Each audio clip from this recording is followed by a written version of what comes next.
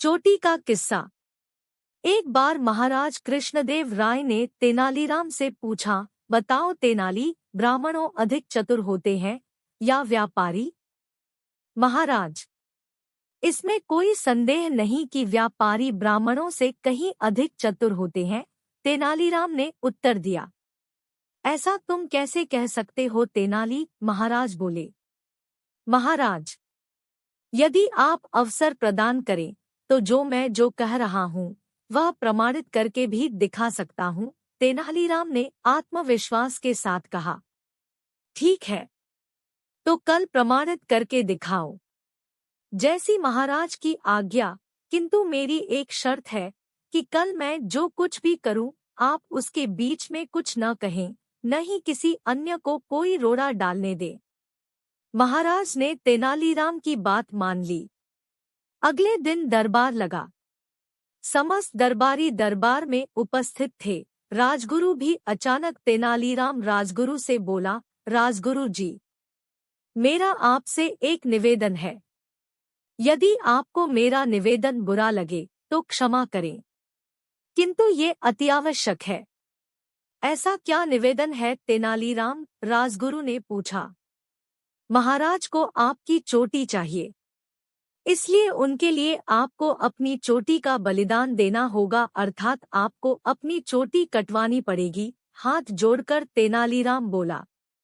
ये सुनते ही राजगुरु का खून खौल उठा। क्रोध में लाल पीला होकर वह तेनालीराम को खरी खोटी सुनाने लगा। तब तेनालीराम उन्हें शांत करते हुए बोला, राजगुरु जी, बदले में चाहे आप मुहमांगा दाम मांग ले, किंतु चोटी तो आपको कटवानी ही पड़ेगी, क्योंकि ये महाराज की आज्ञा है।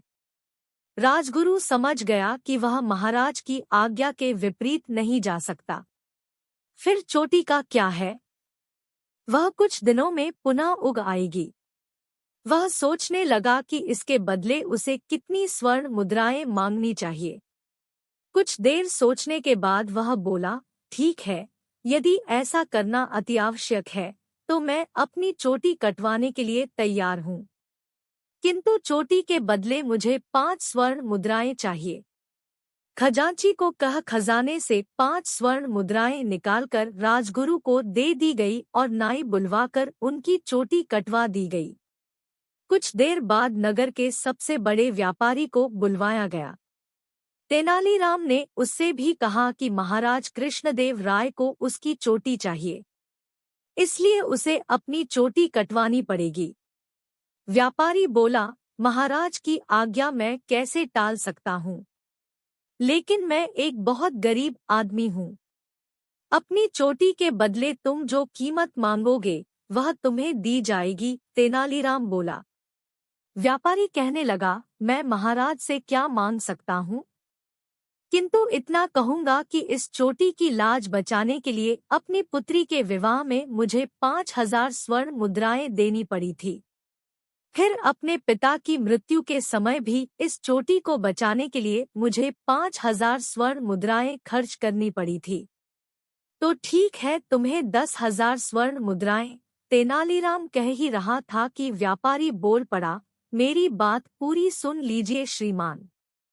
श्रीमान, आज भी बाजार में इस चोटी के बदले मुझे 5,000 स्वर्ण मुद्राएं आसानी से उधार मिल जाएंगी।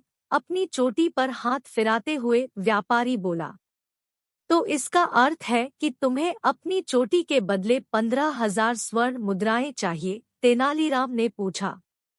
अब मैं क्या कहूँ, बस महाराज की कृपा हो जाए, व्यापारी खिसियाते हुए बोला।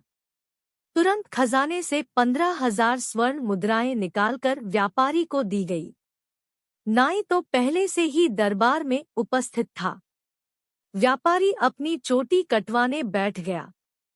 नाई भी उसकी चोटी काटने आगे आया, लेकिन जैसे ही उसने व्यापारी की चोटी काटने उस तरह निकाला, व्यापारी तुनक कर बोला, ए नाई, जरा देख के, भूलना नहीं कि ये महाराज की चोटी है। व्यापारी के ये शब्द महाराज कृष्णदेव राय को अपमानजनक लगे। वे क्रोधित हो गए और उन्होंने सैनिकों से कहकर व्यापारी को दरबार से बाहर फेंकवा दिया। व्यापारी के हाथ में पहले ही 15,000 स्वर्ण मुद्राओं की थैली थी। उसने भी वहां से चंपत होने में देर नहीं लगाई। इस पूरे घटनाक्रम के बाद तेनालीराम महाराज से बोला, महाराज, मैंने अपनी बात सिद्ध कर दी। आपके देखा कि राजगुरु जी ने 5 स्वर्ण मुद्राओं के बदले अपनी चोटी गंवा दी, लेकिन वो व्यापारी 15,000 स्वर्ण मुद्राएं भी ले गया और अपनी चोटी भी नहीं कटवाई। हुआ न व्यापारी ब्राह्मण से अधिक चतुर। यह सुनकर महाराज सहित सारे दरबारी हंस पड़े।